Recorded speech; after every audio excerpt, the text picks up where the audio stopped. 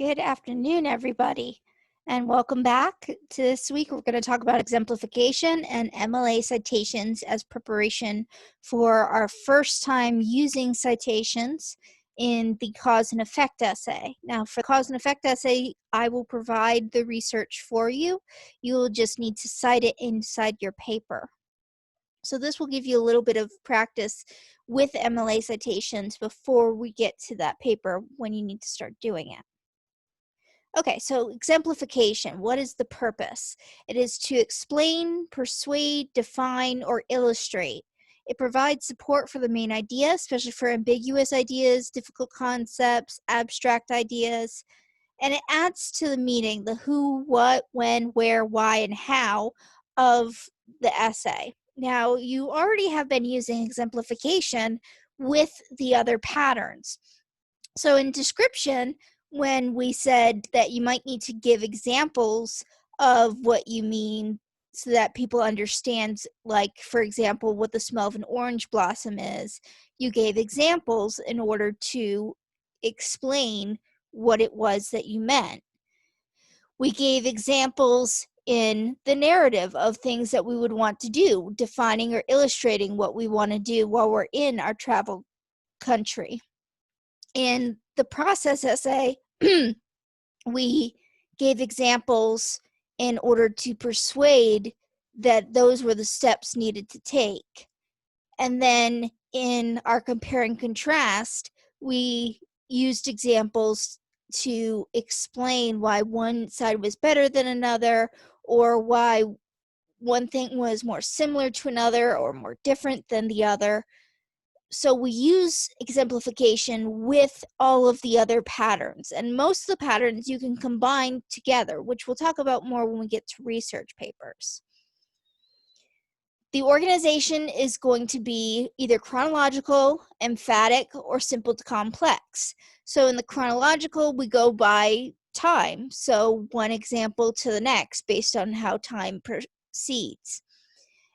Emphatic is when we leave our best example for last. So in the emphatic method, we start our body paragraphs, our first body paragraph, with our second best example, because that way it draws the reader in so they can know that this is the example that is interesting. And then we put our weak example in the middle, so that way it's kind of, they're already invested in the paper, so we can keep bringing them in. And then we put our strongest example last, so that way it has where your strongest point is the one that you leave your reader on, the part that they'll remember the most. The simple to complex method is when we start with simple examples in order to explain a topic that is more difficult. So, for example, when you read the story by Temple Grandin, she started off explaining something simple like a Google image search, so that way you would understand the way that her brain works. And then she goes into the more complex ideas of how her brain works. So she goes from a simple example to a more complex example in order to illustrate how she thinks and how she functions in the world while being autistic. So you need to choose the best examples possible. Obviously, whether you're doing your example of, whether you're doing the example of Temple Grandin or some other type of example, you need to do the best ones to make sense to illustrate. So if you're trying to explain a difficult concept, you need to have the best examples possible so that the person reading it will understand. You need to also have where each of the examples, I said in the emphatic, we put our weak example in the middle, but it's not truly a weak example. It's just the weakest out of the three that we chose. We still want it to be the best one for the topic that we're doing. And we already went over Temple Grandin. Damien Mander, I didn't have you read, but for his idea. He gave examples of he was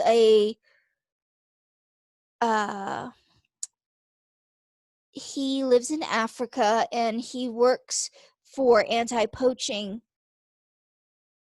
teams, and he was trying to put a team together, and he chose women over men, and he gave examples of that women were better suited for the job because the women that he chose had been victims of domestic abuse and violence and other problems that made them more empathetic and more willing to protect creatures. So he made sure to use the best examples for the ones that he did. Also, he did some compare and contrast. Dave Barry, that you did read, he does compare and contrast, but he also uses examples. So for Dave Barry, it's easy to compare and contrast the way men and women think, but we have to give specific examples of how they think differently so that we understand that men and women do think differently. So one example that he gives is the way that women grow up with a certain image, with the Barbie dolls and certain toys and certain images of what it means to be a girl. And boys grow up with certain toys and what it means to be a boy. And how girls can sometimes grow up with a little bit more of a worrying about what other people think about them, whereas guys will sometimes grow up with this idea of, well, I look fine the way that I am. I don't care what other people think. So he gives examples as to the reasons why he believes men and women think differently. Okay, so that's exemplification. Like I said, we use that with all the other patterns all together.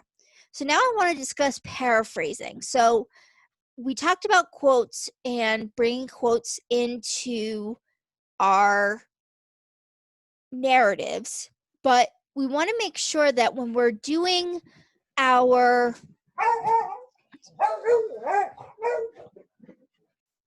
sorry about the barking dogs, they're a little crazy sometimes. Okay, so when we are doing a paper and we're incorporating other people's ideas and words, we can't do all of their words and none of our own. We need to have our own ideas and our own words. It needs to be a balance between leaning a little bit more towards us than someone else, even though we use someone else in order to help prove what we're trying to say. We don't want to just spend the entire time saying what other people say and not how that relates to what we're saying. We'll get into that a little bit more with research papers. But the key thing is you want your paper to be less than 25% quotes. So in order to do that, we do paraphrasing, which is where we take the idea. Sorry about the barking dogs again. They are crazy today. Okay, so paraphrasing is our way of still expressing someone else's ideas while saying it in our own words. And in both the case of a paraphrase and in the case of a quotation, we'll use a citation, which we'll learn about on the next slide. I want to play this video on how to paraphrase so that you can see kind of the idea of that it's not just about changing a few words. When you paraphrase, you are completely putting it in your own voice. So it's about putting it into your voice, into your words, into your sentence structure, all of that part that we had discovered that goes into voice. So here is that video now, and I'll stop it to explain things as we go along.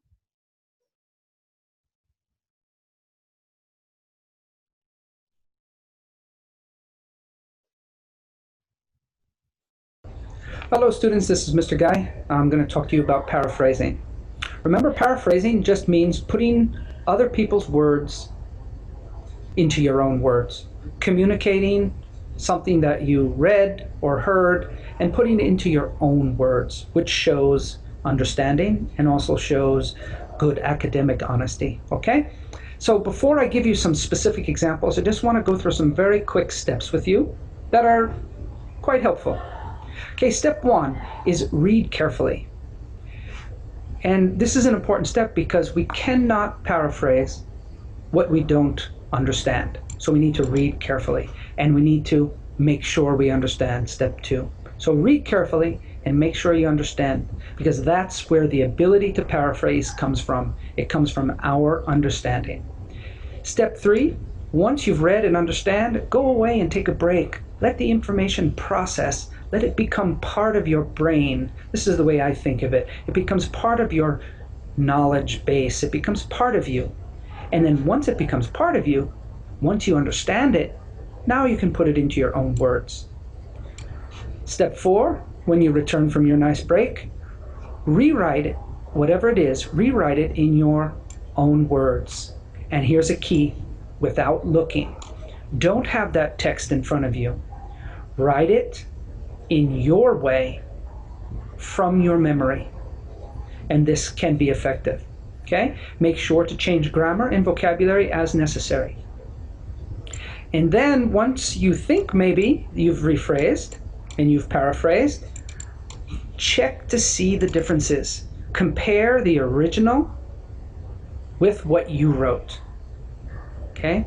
Look at the difference in grammar and look at the difference in words. Words and grammar.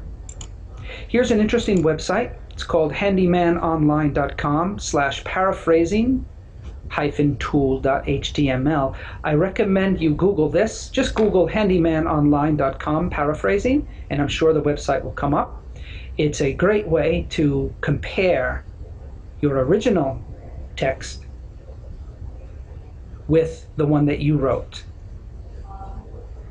For example, it looks like this. You put the original text here, you know, I like sports. And then here, you might say something like, okay, I enjoy athletics.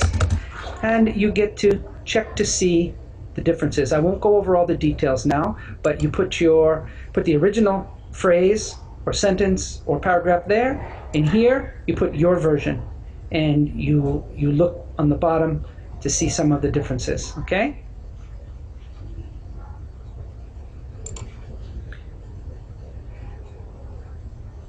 So step 6 is cite the paraphrased text.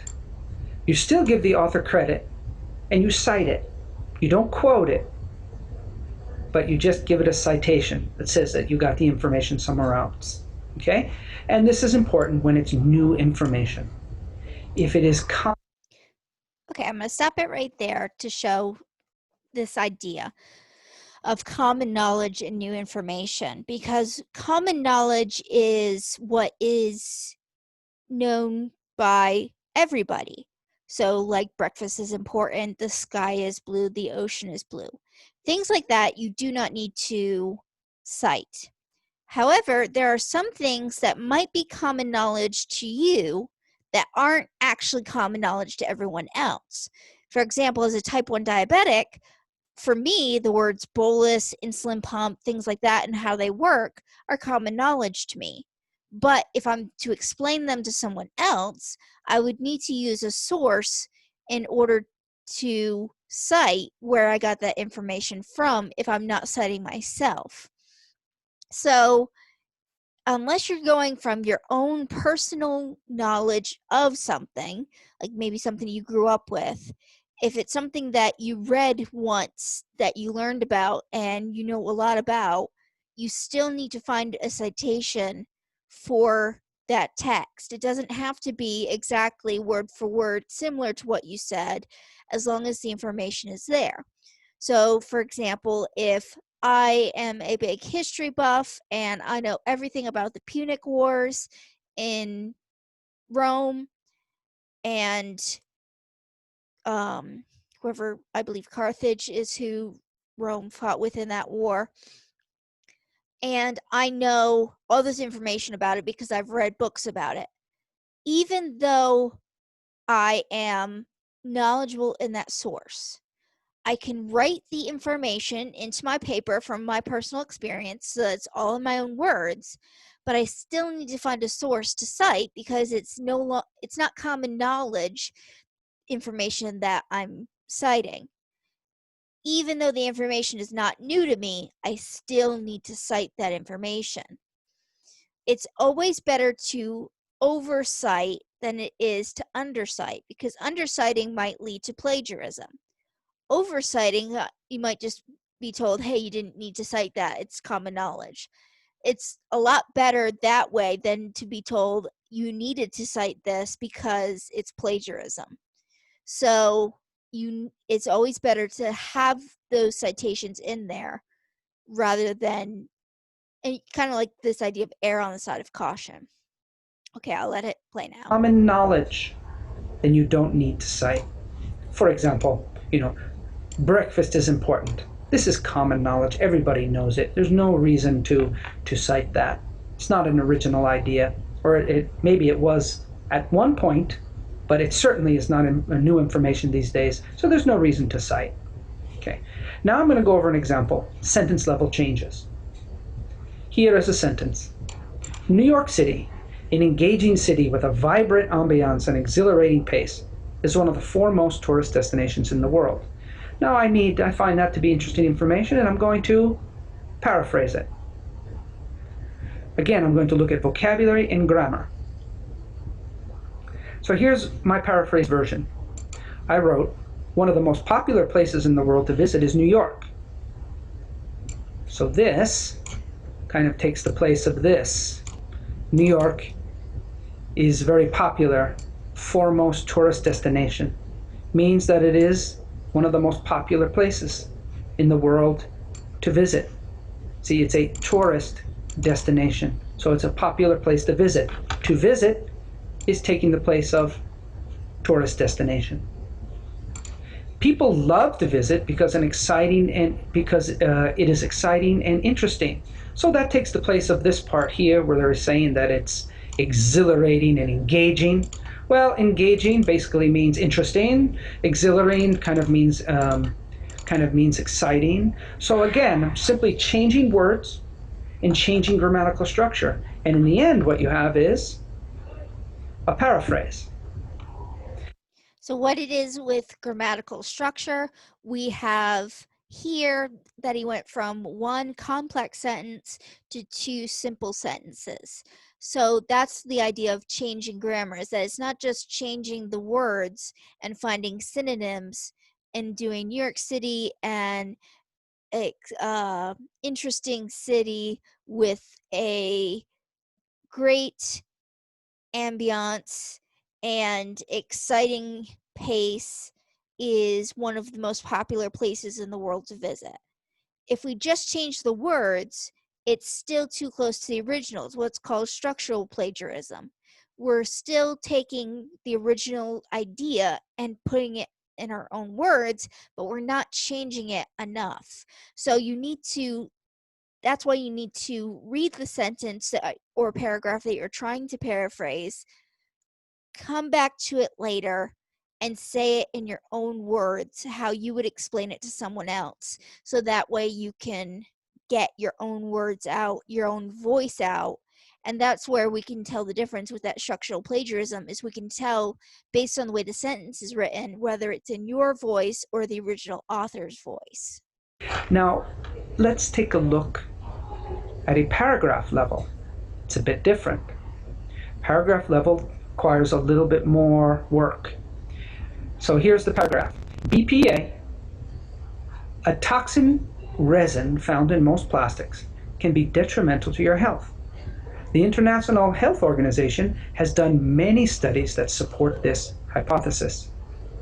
Many scientists believe that the molecules, although in small amounts, enter the body slowly over time.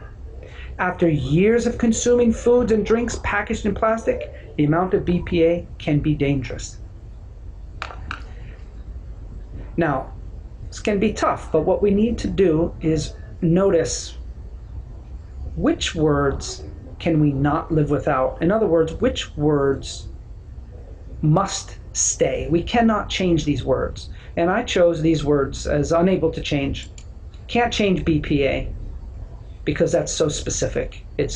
You must have that in order to make sense, to communicate the author's ideas. So BPA, International Health Organization, you can't, there's no other words for that. In my view, I think molecules need not be changed because it's so specific and it's such a scientific and specialist word. And again, BPA can't be changed. But words like detrimental, like if we right-click detrimental, we see the synonyms are negative, damaging, harmful. So these can be easily done. In fact, if you want, you can just say, okay, detrimental, synonym, and I'm going to say damaging. So there you go, damaging. International Health Organization, no. Studies. Now I right-clicked on studies, but none of these words will be appropriate because here the computer thinks it's lessons and training and education, and it's not. But I do know a word, and it could be experiments, or you may think that this word is not replaceable. See, some words may not be replaceable, and there is some judgment that you can use. But what matters most is that the paragraph feels and reads differently than the original. So words like enter mean like go into. Body, not sure. Let's take a look. Synonyms, physique, build, bulk, organization, group, figure, form. None of these, even though they're synonyms, would actually fit this sentence. So like I said in class, we have to be very careful about just using synonyms because we have to use the right synonym. And in terms of this paragraph, body is probably necessary. You probably need it. Consuming foods, well, that one's easy. Consuming foods means eating foods, okay? To consume means to eat. So we can change that. So as you can see, there's some words we can change and some we can't. Dangerous, we can look at synonyms of dangerous. Look at that, hazardous, treacherous, perilous, precarious. The one that I think is the best is unsafe or hazardous. You know, things can be hazardous or detrimental or hazardous, okay? So, or negative for your health. There's lots of ways to do it. The point is that you identify those words that really can't be changed, and then identify those words that can, and you're halfway home. The next part is changing the grammar. So let's take a look at the paragraph that I paraphrased, okay? Here's my version. I said BPA is a dangerous chemical, and according to studies by the International Health Organization, it can have negative impacts on our health. The scientific community has done many experiments and believe that the plastic molecules from the food wrappings make it into our bodies slowly. So enter becomes make it into. Yeah, make it into for enter. Over time, the amount of plastics increases, which can be dangerous to our bodies. Now I'm going to bring up the old paragraph, or the original paragraph, and let's see if we can look at some differences. Here, BPA is a dangerous chemical, and according to the International Health Organization, it can have negative impacts on health. Okay, so here it says BPA, a toxin resin found in most plastics, can be detrimental to your health. So detrimental to your health changes to negative impacts. Okay. Many scientists believe that the molecules, although small in amounts, enter the body slowly over time. Here I said the scientific community has done many experiments and believe that the plastic molecules from the food wrappings make it into our bodies slowly. Over time, the amount of plastic increases, which can be dangerous to our bodies. So what you have here is a change of grammar and a change of vocabulary. And of course, notice that some words can't be changed. Okay. And with that idea of making sure you choose the right synonym is making sure that it makes sense for the sentence that you're doing, but also make sure the connotation is correct. So the denotation of a word is the dictionary definition. So what it means. So two words can mean the same exact thing, but have different connotations. Connotations are the meaning that has been applied to a word, either emotionally or culturally, when we do that word. So, for example, if we say childish or childlike, they both mean the same thing, acting like a child. But when we use childlike, it has a positive connotation that it's good. When we use childish, it's a negative connotation and saying that whatever you're doing it's bad. The same way we can use certain words. So if we say the dog barked, as they did earlier, then it's a general term. It could be the dog barked because of excitement, because of anger, in my case, because the puppy was trying to nip at the older dog. But there are different reasons why a dog may bark: happily, sadly, possessively, guarding, things like that. The minute I say a person barked at someone or something else, now it's a negative connotation of someone's yelling. So we want to make sure we're using the right word for the sentence that we're doing. Okay. So, MLA works cited. Excuse me.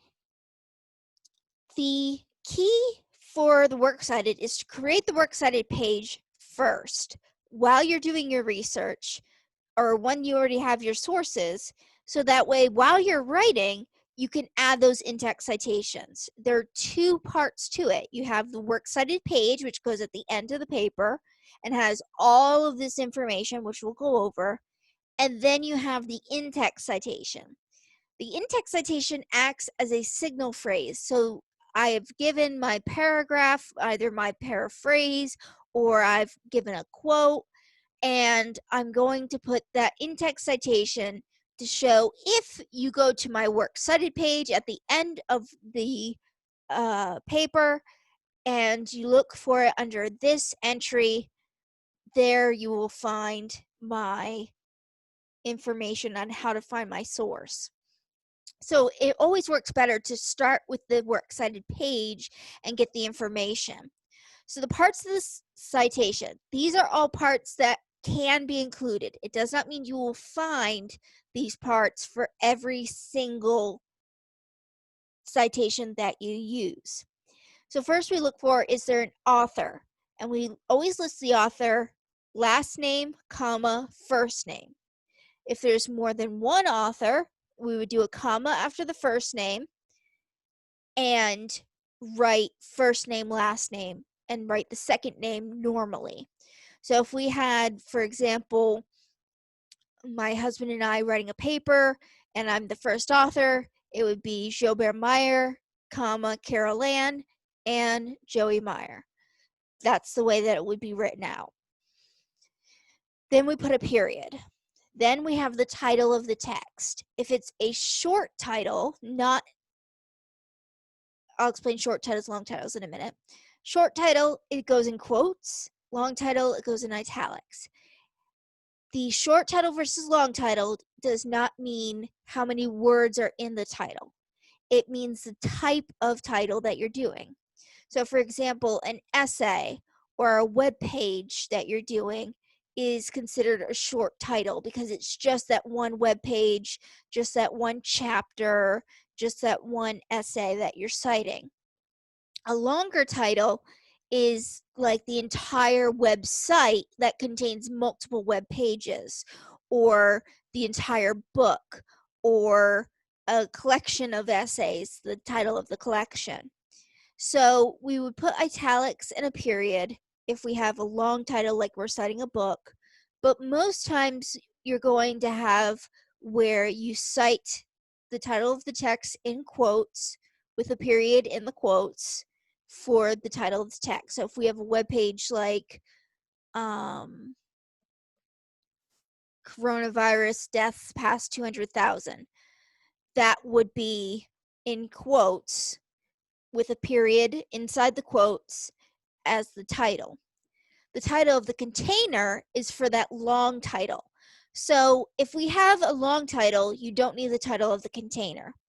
If you have a short title for the title of the text, you need to say where it's kept. So in that example of the coronavirus deaths past 200,000, if it's from, say, CNN or Fox or one of the other websites that is a news-producing website, that would be the container, because I'm citing that this website contains this article that I'm trying to cite, or this book contains this chapter, or this collection contains this essay that I'm trying to cite. Unless you're doing a book within a book, so like a collection of Shakespeare's plays where you would cite the play in italics and the title of the container as well, you're not going to need both, but you will for short titles. Next, we could put a comma after the title of the container, so where we put a period after the author, a period after the title of the text, we put a comma after the title of the container, then we put the other contributors. So this will change depending on what type of source you're citing. If you're citing something like an essay as part of a collection, you can say that it was edited by certain people, and you would put their name first, last, like you would normally. So if I have a book written by Robert Louis Stevenson, edited by Carolyn Joubert Meyer, that's where I would put that other contributor to the information. If you have a translation, so translated by, if you're doing a music video, if you're doing a movie, you can add other contributors there. You just want to say what they did, so use a verb, put the word by, and then put their name so that we understand what they did to contribute to that piece.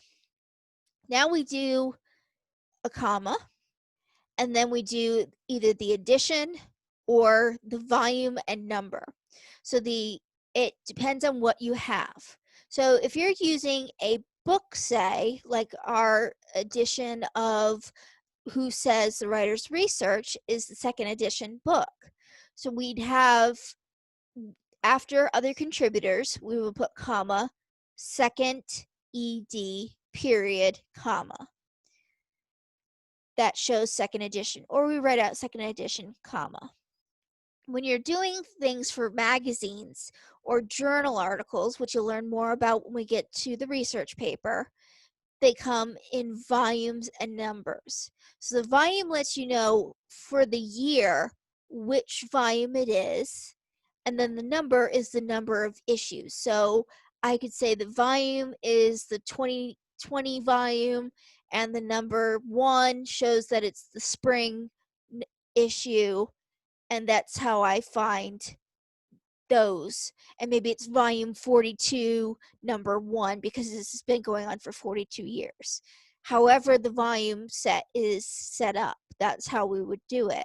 Or sometimes you can have books in volume sets and say, well, Encyclopedia Britannica volume 2, you want to look at what you do. So if you have volume number and edition, you would put the edition first and the volume number. Most likely, though, you'll have one or the other. So then we put our comma, and then we need to put our publisher. So that way we know who published this information, especially if it's someone who we might not know the author. If we know the publisher, then that lends some credibility, and we would know. So if it's published by Bedford St. Martin's, if it's published by Harcourt, if it's published by Scholastic, these types of things that we know who the publisher is lets us know that it's a legitimate source. But we want to say who it is. If it's something like a web page, we want to see who it's published by, and that might be the same name as the title of the container, or it might be someone else. So using that example earlier of the news article, if I'm using, say, MSNBC News, and that's where I got my news from, and that's where I got the article from, it's published by MSNBC News, which is also the title of the container. But something like the National Institute of Health would be the title of the container for an article, but it's published by the Department of Health and Human Services. So you got to look and see if that's going to be different. And it's okay to list it twice because we want to make sure that we understand what the title of the container is in italics and who the publisher is, not in italics. And then we put the publication date. So we do the comma, publication date, and we're going to do it day, month, year, the same way that we do for the MLA header. It's always going to be day, month, year, so we don't have to worry about commas in between anything. You'll do the publisher, comma, day, month, year, comma, location. I'll get to location in a second. And you can abbreviate the month, but you want to make sure you're not writing it in numbers. So you would write to October 2020 or to OCT period 2020, comma, not to/10/2020. You want to make sure to write it out. And our location depends on what type of source we're using. If we're using a web page, the location would be the specific URL to the article. So if I'm using, again, MSNBC, I'm not going to say msnbc.com. I'm going to say MSNBC plus whatever else is part of the URL of the specific article that I'm citing. If we're doing a book, we're going to have the page numbers. If we're citing the whole book, you don't have to have page numbers. But if you're citing a section of a book or a section of, like, an article would be a section of a journal, they're going to have page numbers. So you would have, if it's one page number, we put P. So if it's an article on page 16 of that article, of that journal, we would put P16. If it's a page range, we would put PP period 16 to 32 period. And that ends our MLA works cited entry. Now, to format the page, and I'll show you how to do this with a Word document in a minute, we call it a works cited when there's only one source used. It's called a works cited when it's multiple sources used. Then we have our hanging indent and our alphabetical order. So a works cited page will always be in hanging indent, which is a special indent that I'll show you how to do in a minute. And it is always in alphabetical order. Now, Word document has an A to Z sort button that puts it in alphabetical order for you. But if you're using Google Docs or you're using Microsoft Word Online, that button may not be there. So you just want to remember to put them in order in some fashion. So for example, if we have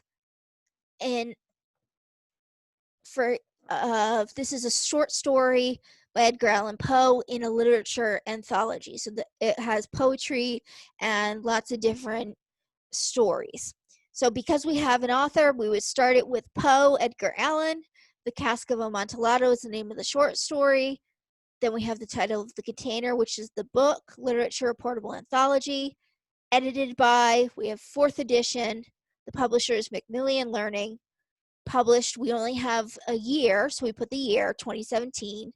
And the story spans pages 14 to 19. If we do not have an author, we start with the title of the article.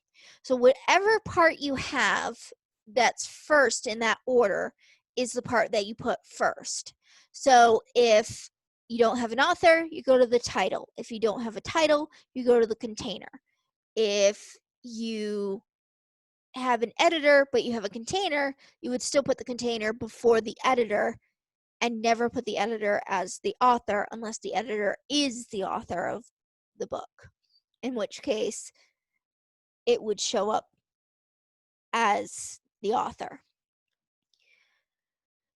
So our in-text citations are based on the first element available in the works cited entry. So remember, these are our signal phrases. So I've given a quote from the Cask of Amontillado. I want people to know where I read that story. So I would put Poe, page 15, to show that it's a quote. Or I would put Poe, page 16.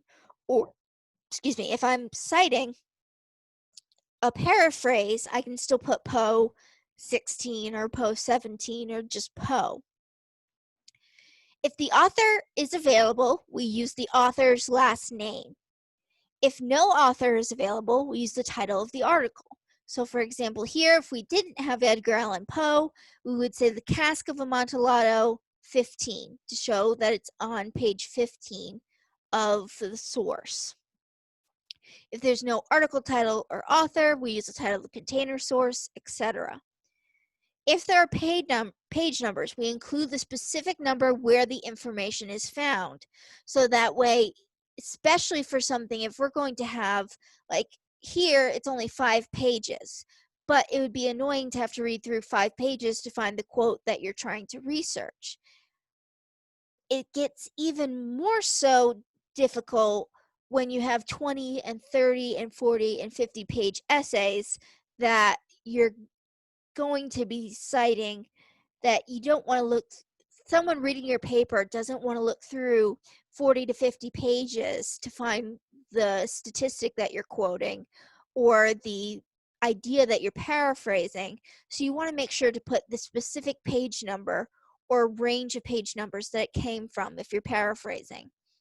So for example, like I said, if we have a quote, we would put the quote, end the quote, do not put the period in the quote, put parentheses, Poe, comma, 14, close parentheses, then put the period.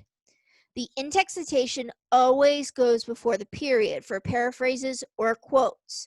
So when there is a quote, you close the quotes first, you put the citation in the parentheses, and then the period after the parentheses. If it's a paraphrase, you end the paraphrase, put the parentheses, put the citation, close parentheses, period. You'll never have the period go before the citation. This is so that we know, especially if you're citing multiple sources, which sentence goes with what citation, so that way we know where to look for the information. Okay, so now showing you with a Word document.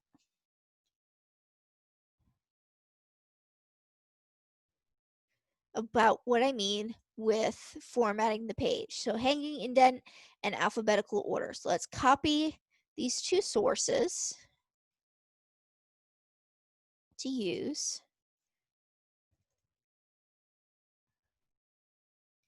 Okay, so we're going to paste those in there.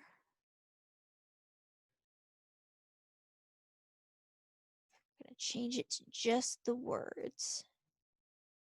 Okay.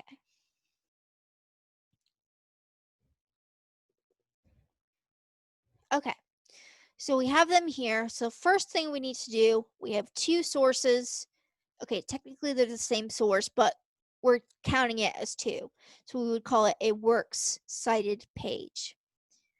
Then we want to do the alphabetical.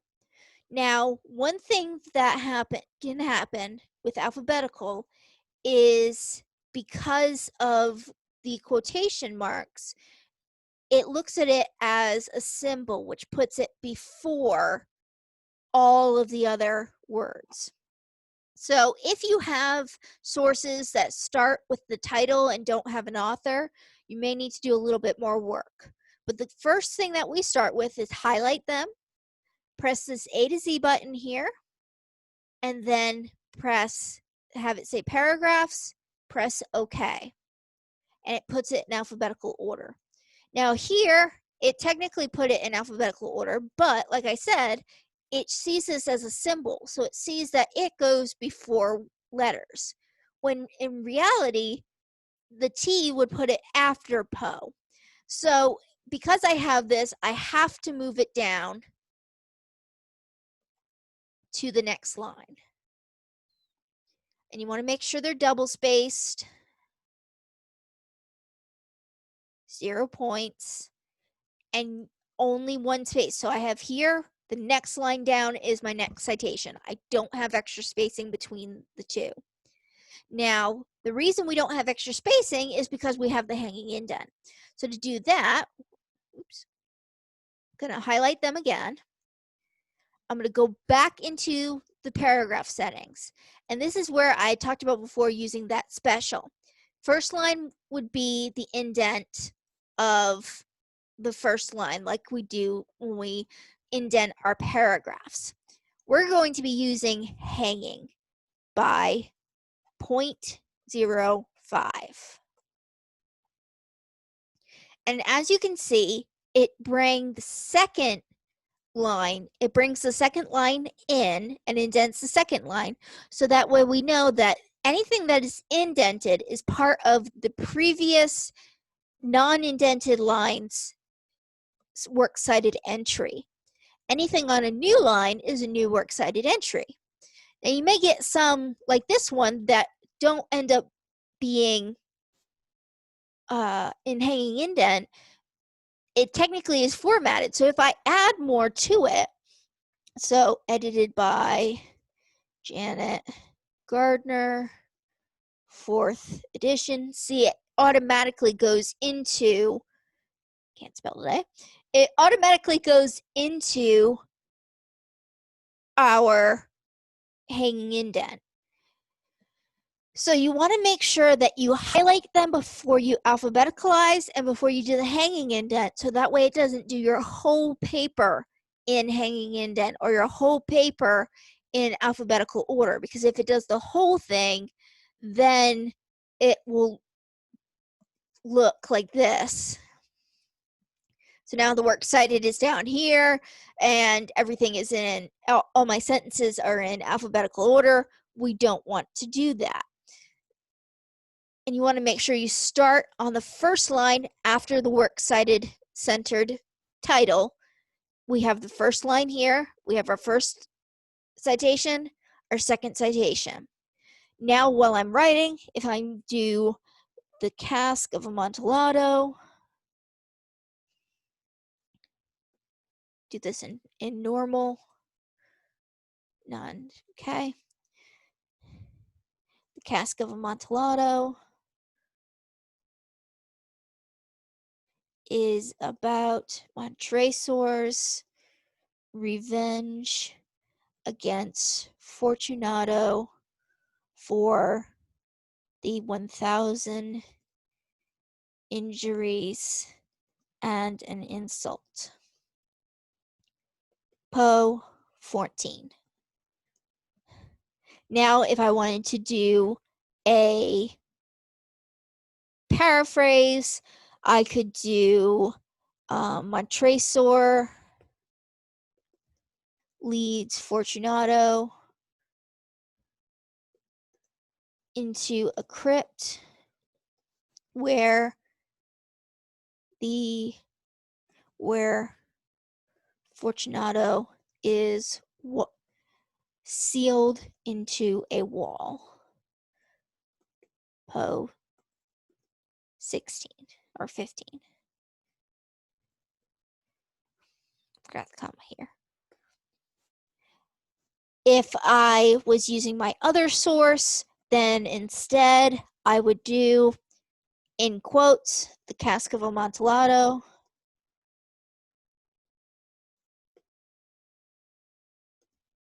$14. Oops. Can't spell today. There we go.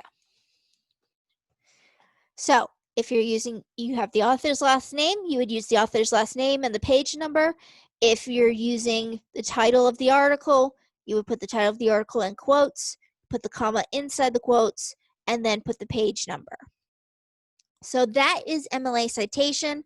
It's a lot at the moment, but you can take each part as is, watch the video a couple times, practice with it, and when we get to practicing for the cause and effect essay, you'll be able to practice with it and use it for citing your sources, and then I'll be able to give you some feedback on how you use them in order to help before we get to the research paper. So that is it for this week. I will see you all next week.